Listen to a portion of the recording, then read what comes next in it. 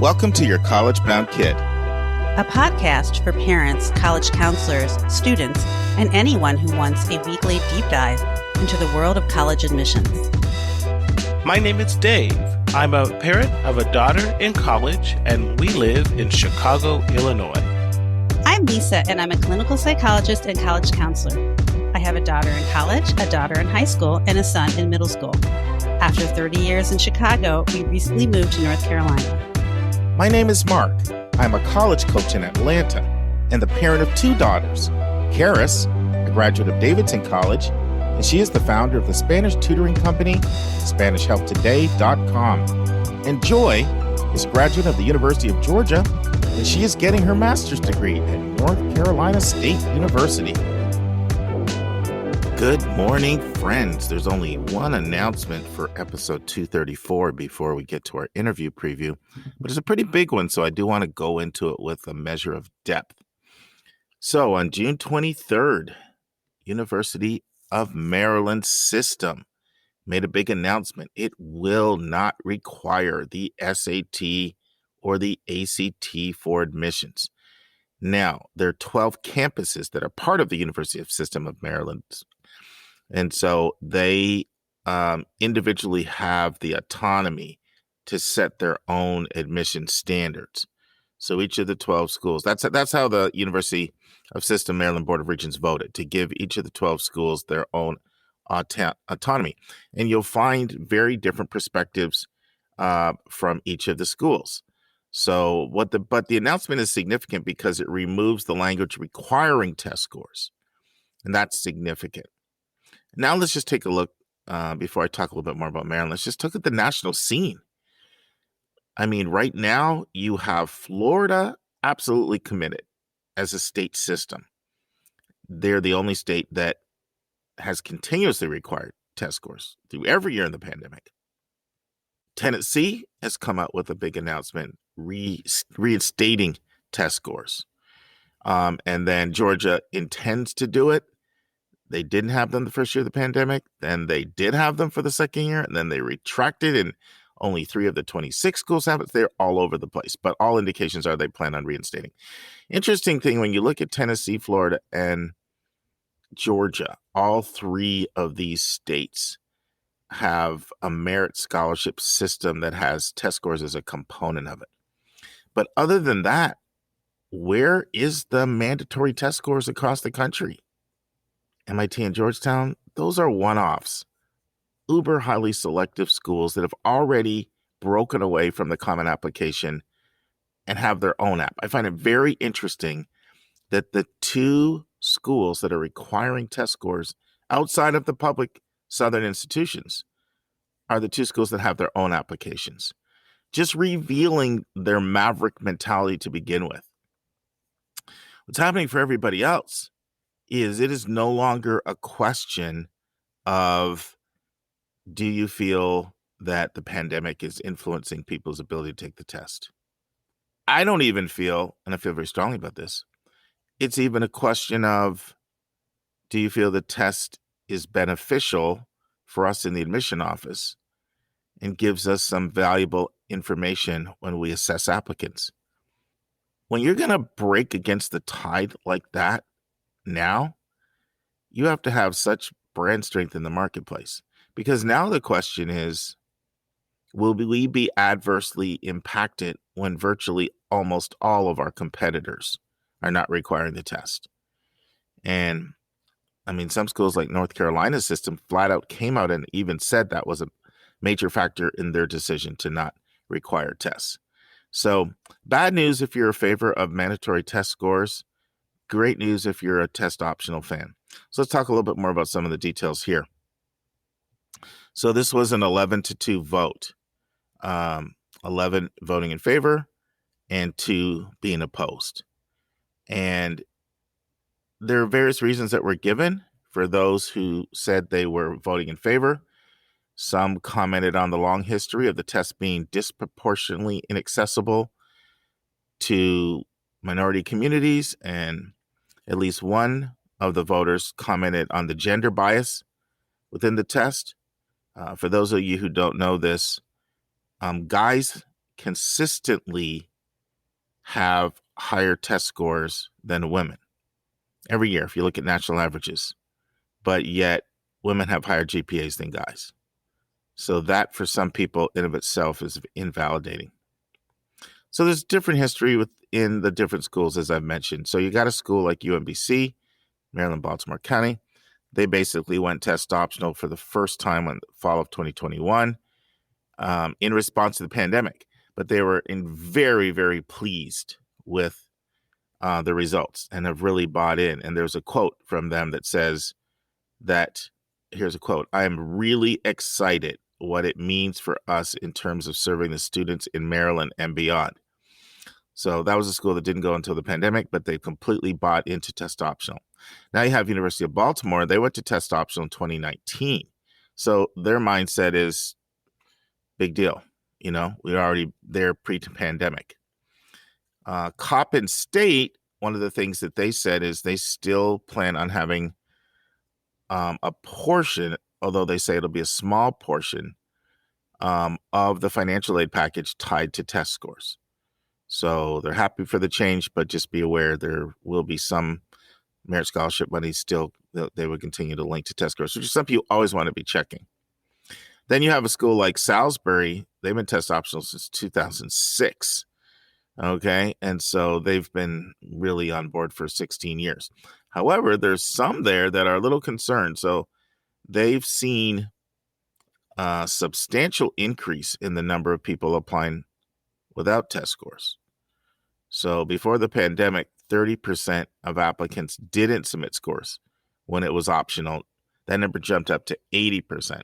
And there's some in that community that wonder, with everybody not submitting now, will there be some decisions that people that will slip through that maybe shouldn't? So I think it may be a minority voice, but it did come out in the article. So when you look at the University System of Maryland, there's 12 institutions. I'll just briefly share who they are. There's Bowie State in Bowie, Maryland. There's Coppin State in Baltimore. There's Frostburg State in Frostburg, Maryland. There's Salisbury University in Salisbury, Maryland. There's Towson University in Towson, Maryland. And it starts to get confusing because you start to hear a lot of names that sound very similar, but they're different institutions. So you've got the University of Baltimore, which is in Baltimore, of course, Maryland. You know, with that name, it better be. You've got the University of Maryland at Baltimore, which is not the same as the University of Baltimore, even that it is also in Baltimore.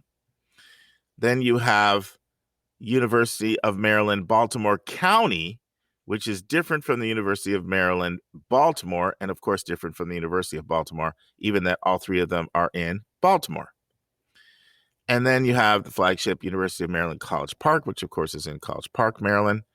You also have University of Maryland Eastern Shore, which is in Princess Anne, Maryland. And then you have the University of Maryland Global Campus, which is in Adelphi. And then you have the University of Maryland Center for Environmental Science, which is in Cambridge, Maryland. So those are the different institutions that comprise the University System of Maryland, 12 of them. Of those 12, 3 of them are HBCUs. Bowie State University is an HBCU. Coppin State University is an HBCU, and so is the University of Maryland Eastern Shore. Now, some of you may be thinking, what about Morgan State, which arguably is the most famous HBCU? I would not even say arguably. I would say it is the most famous HBCU in Maryland. So it's very interesting because Morgan State is a public institution, but they are not part of the University System of Maryland. They have their own governing board, and they plan on keeping it that way. So that's just a little bit of an overview of what's going on with Maryland. I am particularly interested in Southern schools, Southern state systems, because if there are going to be other systems that are going to join Florida and Tennessee and probably Georgia, I personally am going to be very surprised if it comes from somewhere other than the Southeast. So the schools I'm really looking at are South Carolina, Alabama, Louisiana, Kentucky. What are they going to do in 2024? And if they all break the way that North Carolina and Maryland and Georgia reversing its decision for 23 of its 26 schools, they do, then you're just going to have Tennessee, Florida, Georgetown, and MIT out here on an island. And it's going to be very interesting. Okay, friends. Hopefully you've been enjoying my interview with David Vise. He's just a fascinating person all the way up from his 23 years at the Washington Post and his Pulitzer Prize award-winning author and of many books, to his passion, which I know you could hear in his voice, for bridging the gap financially so that anybody can get college basically for free. It's a passion he has. And that's why he does what he does at modernstates.org. And CLEP is just something I think all of our listeners need to be really familiar with, if for no other reason, so that you can tell others. I was just talking to somebody this week. They said, I was looking at school and I noticed for the first time, hey, they give CLEP credit. Yeah, about 3,000 colleges do. And what a versatile program. Take the test many different times throughout the year. It can be great for a mom who's at home with kids but wants some intellectual stimulation. Maybe wants to earn some college credit rather than a Coursera or edX course, can actually get college credit. Or maybe a student wants to come in and bang out some school requirements. So you don't have to take some of the distribution requirements. You can let your CLEP credits supplant those. There's just a lot of flexibility, and all for free. So in part 3, Dave explains where the funding for Modern States comes from. And I had one of our listeners reach out to me this week and said, I'm enjoying this interview, but where's the money coming from? So we answer that this week. And then finally, Dave gives a step-by-step, very detailed description. How do you sign up from this? All the way to getting actual credits. It kind of walks us through how do you sign up, how do you get credits for your courses that you take. And of course, I put Dave on the hot seat. Listen and enjoy our final part of my interview with David Vise. Now, where's your funding coming from? Because you're paying teachers $5,000, you're giving people $300 Amazon cards, and they're not paying money for these courses. So there has to be financial backing to be able to pay teachers and give students incentives. So where's all that coming from? Great question. First, the money came from the generosity of Steve Klinsky, who has been very successful in business and finance, and who is passionate about helping people and helping with education. Steve and I have both been fortunate and had the opportunity to go to college, and we want to see other people given that same opportunity. And we've worked together for 40 years. So in the beginning and through now, Steve Klinsky and the Klinsky family by far are the largest contributors, and they want to continue to support this program. They have the resources and money to do so as we grow. After we were up and running for a couple of years, I also started contacting foundations. And so we now have the Carnegie Foundation as a backer of our New York City program in particular. We also have Hearst Corporation supporting us. So you're 501c3 nonprofit registered? We are a philanthropy 501c3 is exactly the way we're set up. And we're a nonprofit. And as I said, our goal is to make college more affordable and more accessible. And I've been able to raise money from, I don't know the exact number off the top of my head, but a good number of foundations. And I believe as time goes on and more foundations learn about this, there will be even more support. I've been going for mostly national foundations, but we've got a game plan in Nashville, Tennessee, where we're bringing this program next. And it's local foundations and local families that are based and only perhaps give away money for people who live in Nashville or in the state of Tennessee. They're really focused on education in Tennessee. And we've got several of those who are lined up to support the Nashville program. So working hard on a lot of different fronts to make this Go. I mean, like I said, your passion was contagious at the College Board presentation. I was very impressed. I didn't learn about CLEP courses myself until, maybe 15 years ago, and I've been in education for a while. So when I first learned, I was like, how did I not know about this? This Exactly. is like, When I stumbled on this online, when I was surfing the net, an old phrase, surfing the net. No one says that anymore, but so strike that from the record. When I was looking online to find a way to do something, and I found CLEP at 2:00 in the morning, I looked around the country using Google and found out there was a great way to get college credit, 3,000 colleges and universities. And the thing I really wanted to do was wake my wife up, who was laying right next to me, sleeping as I had my laptop. Probably smart that you did it. And I sort of talked to her in a whisper, and she didn't budge. It's 2 a.m. It's 2 a.m. I'm a late night guy, and Lori's more of a morning person. Mm-hmm. So I did not wake her up. Instead, I sent emails to Steve Klinsky, who had the vision for this, and who is, not only a businessman, he's a philanthropist who is, supporting this program with the financial resources it needs. Great. Final question before I put you on the hot seat for some quick lightning round. We call it quick questions. Oh, I love that. We're going to speed it. This is going to be like Jeopardy now. Well, you have one longer question and then the lightning round. So walk our listeners through like the mechanics of the whole process. So they go to modernstates.org, just sort of walk them through everything, what they would do.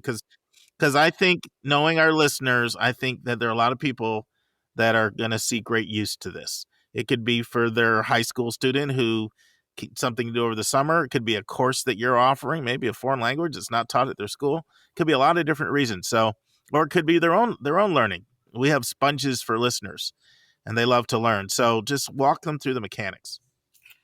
Anybody in the world can go to a website called modernstates.org. You sign up on the website with your name and your email address and just a couple of other things. And you sign up so you can go and look inside Modern States, and we send you an email immediately you click on that email to confirm that you want to be part of Modern States. And from there, you click on something called View All Courses. Then all the courses will be shown in boxes below in various colors. And let's say, and so there's 33 of those. And, let's say you pick psychology. Mm-hmm. And you click on the psychology course, and you click on a professor who you see from a great educator from a university, and you hear them give an introduction to the course. If you want to go forward, you then click on the course. You enroll in the course itself by putting your name in there where it says, here's where you enroll. Then you click on the button that tells you you're ready to go and take a course. You get to the course itself, and it's a little bit like having a remote control in front of your television. You have the opportunity to do these courses by clicking on each of the courses is broken down into modules. So you click on the first module, and you will have a professor on your device connected to the internet. You will have a professor who appears and who will teach that first module or first part of the subject. And then you are really ambitious, so you do the second module then too. third module, fourth module. You go through these one by one. It's very simple and very easy to use. We even are adding animation to the website in case somebody wants these instructions and be able to listen to them if that's easier for them than, reading about what to do next.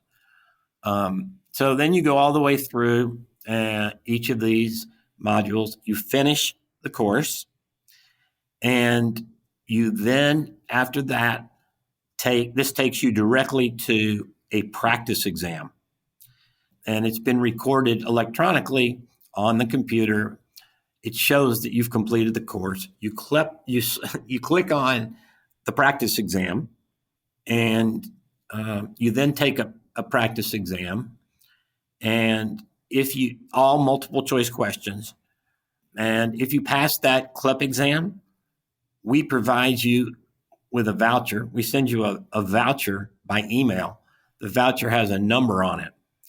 You go to the place online. You go online and find a place to take the test, the CLEP exam, the CLEP exam in psychology, since that's what you've completed. You've completed the psychology course. Found it fascinating, I hope. And you then use the voucher number instead of a credit card number or anything else. When you sign up online at the College Board's site, we steer you to click on the practice exam, and you pass that. As I said, we give you the voucher. The voucher number lets you register for the exam with the College Board. And then after that, you need to decide where you're going to take the test. There's testing centers all over the country that offer CLEP. You can Google it online and you'll find it instantly. And schedule a time, go to the test center, or do this online from home or wherever, and take the exam. One of the big differences between this and the AP is when you take that exam at a test center or you take that psychology exam online, you get the results immediately. You find out right then and there whether you passed and have earned college credit. That's nice. And, with the AP, you don't know what your score is going to be for a period of time. Another difference between AP and CLEP. So we've had students who've taken and passed 15 courses, and there are certain universities in this. Well, let me just continue for a moment. When you pass the CLEP exam, the College Board automatically has your name and the fact that you passed that exam.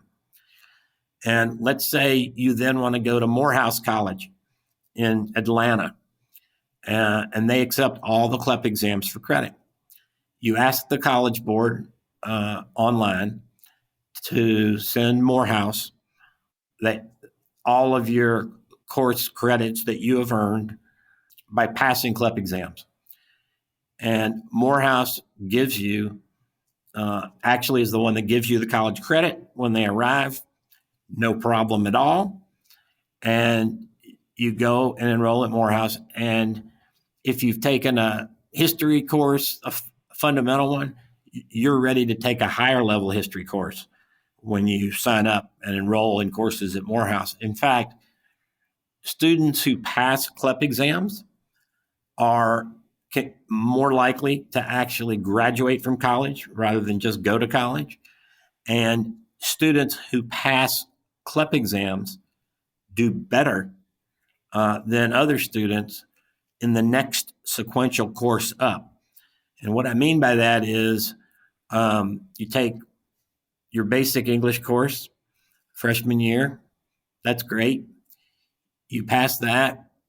And then you go to a higher level English course. Maybe it's geared more for sophomores or juniors in college. It's harder. And you get there and they will give you credit if you pass that exam. You pass a CLEP exam anyone who passes a CLEP exam does better in the next higher course they take. So you take American history and you will do better in the 300 or 400 level course in American history than other students around you. That was fantastic. That was the detail that I think our listeners were looking for. So it just concretizes everything and makes it really tangible and kind of gives them a blueprint of what to do next and what to expect. So you ready for the lightning round?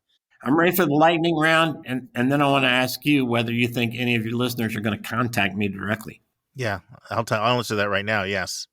And so at the very end, I'm going to let you, and I know you're not going to hesitate, but I'm going to give you one last chance to throw that cell and that email out, but we'll do that at closing. But my first lightning round question, the sport you enjoy watching the most on television? College basketball. Well, that was easy for you. Yeah, that was easy. I also watch NFL football and other things. But I've actually written a book.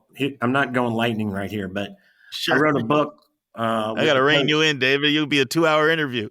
All right, I'll shut up. But I wrote a book about college basketball. Wow. And I wrote a book about a spy, the Bureau on the Mall, and I wrote a book called The Google Story. That was the first biography of Google. Wow, and that's fascinating. Was all that when you were at the Post? All of that was when I was at the Washington Post. And the Google book, The Google Story, was published in more than 24 languages around the world. Wow, good stuff.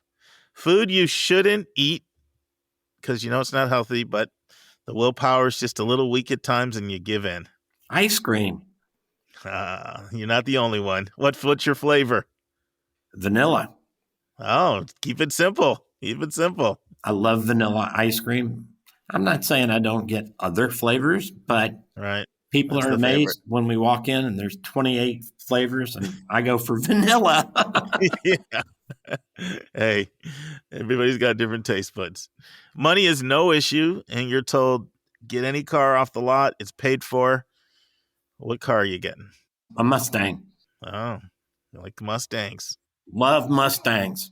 I have a Mustang from 2012, and I like to have a Mustang convertible because when I was going to ask you if you like the convertible. Yeah. I love the convertible. You're driving around everywhere, and you get to be outdoors while you're driving.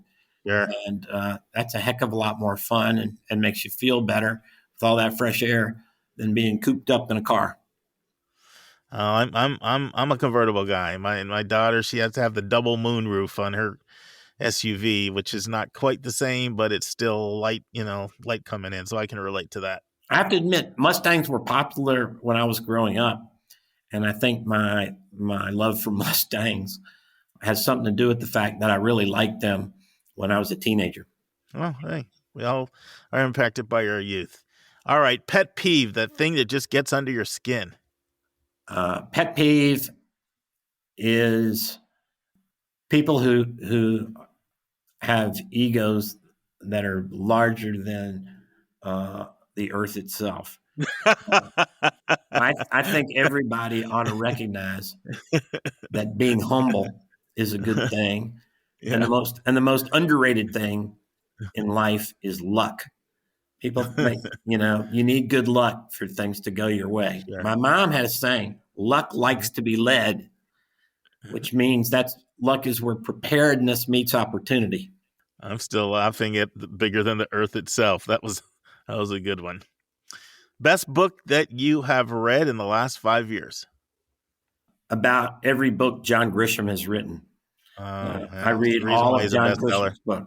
I love his style and his writing. He's written over 30 books. My dad is the same thing. You give him a John Grisham book, and he's gone for the rest of the day. Just sit in his favorite chair, John Grisham book. Come back, he's on page 350 or whatever. Yeah, I had to really restrain myself from saying that my favorite book to read is one of the books that I've written. I didn't want to do that. Well, especially after you just talked about the ego being bigger than the earth. You don't want to violate that. Absolutely not. Nobody might call you if you did that. Yeah. I like people who want to help other people. Sure. That comes through. You got passion for your work. Last question. I mean that. The last question, your best advice for a parent that's listening right now.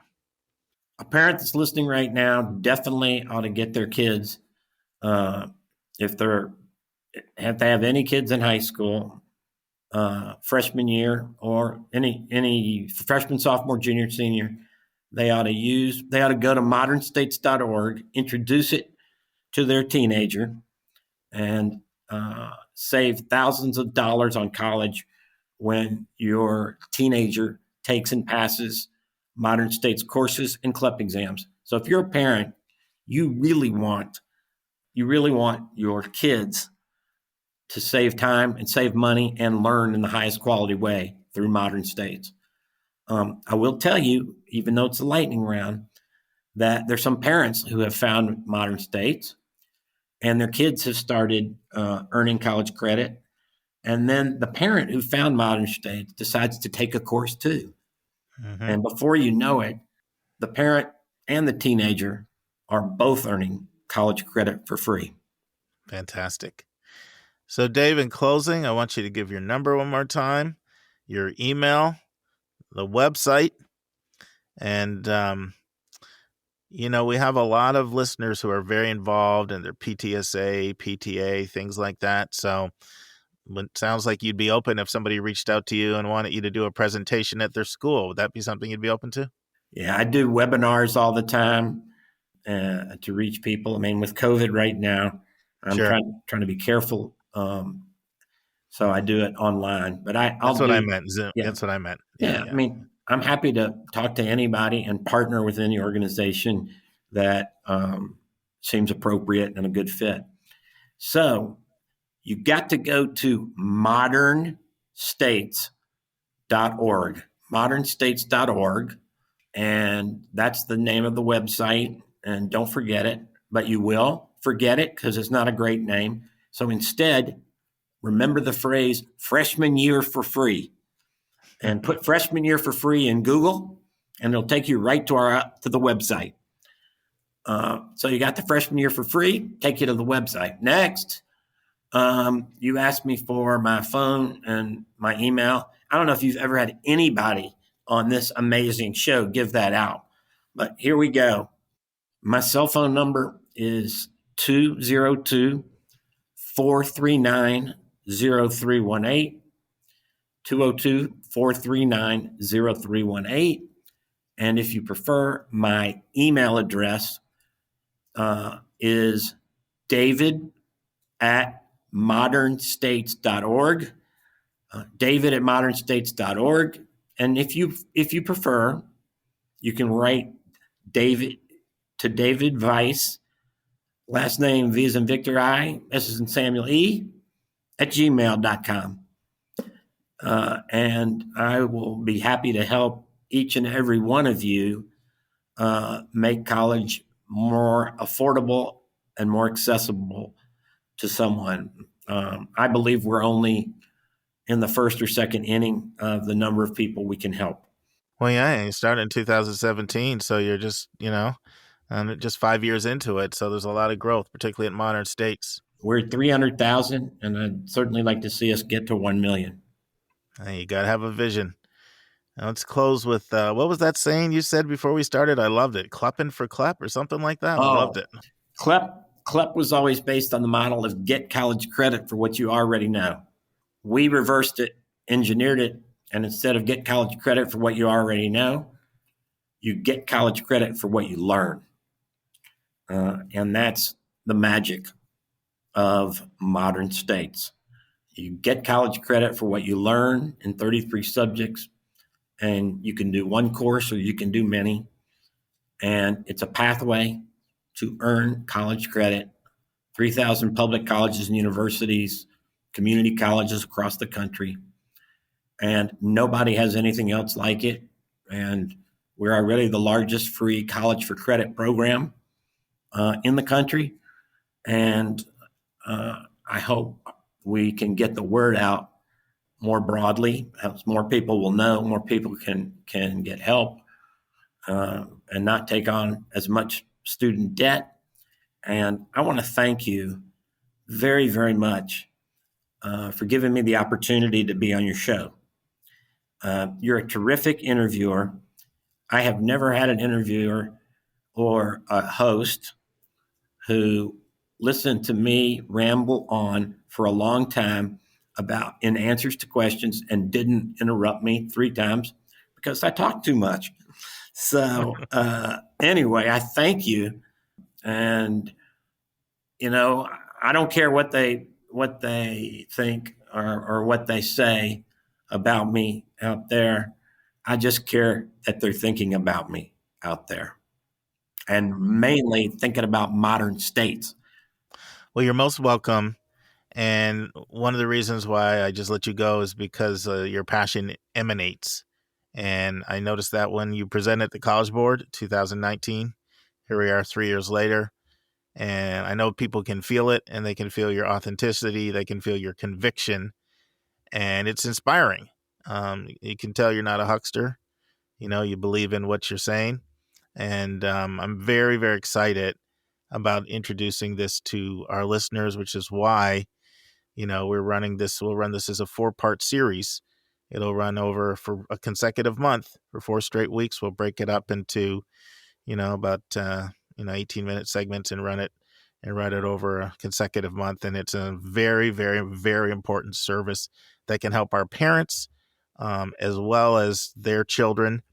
And thank you so much, David. Keep up your excellence. And I actually truly do believe you're going to reach your goal of 1 million. I really believe that with your passion. And sounds like you've got some good funding and a good relationship. And now you're reaching out to some of the biggest foundations in the country, Carnegie and others. I think you're well on your way. So keep doing what you're doing. Keep keeping on. I appreciate you. Thank you very, very much. And I look forward to listening myself to more of your podcasts. This is a terrific, terrific podcast. Thank you, David. And that's our show. A big thank you to you, our listeners, for tuning in this week.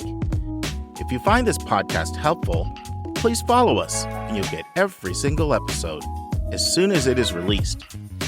If you're interested, there are a few ways you can really support our podcast. You can click the share button and send it to your friends and acquaintances. You can help us pay our staff and our expenses by donating on our website. You can write a review for us on Apple or Spotify. I'm the producer of the podcast, but we have a fantastic team of 14. Shout out to our co-host, Dr. Lisa Ruff, Dr. David Williams, Susan Tree, Vince Garcia, and Julia Esquivel, and to our substitute co-host, Sylvia Borgo. Our sensational sound engineer is Nemanja Motvich. Our amazing music is from Victor Allen Weeks. Marketing designs are from Kimberly Blass. Lily Parikh manages our Instagram. Our image editor is Talha Khan. Joy Stucker does our website episode updates. And our webmaster is Stelianos Dimitriou. If you want to have a coaching session with Lisa or me, just text me at 404-664-4340. If you have a question you want us to answer, or if you have a recommended resource or article you think we should discuss, just send it to questions@yourcollegeboundkid.com. By the way, check out our website, where you'll find lots of content that is not on any podcast app. Our website is yourcollegeboundkid.com. If you want to learn about other hot admissions topics, follow us on Twitter at YCBK Podcast. We think of you as our listening family, and we look forward to meeting again with you every single Thursday.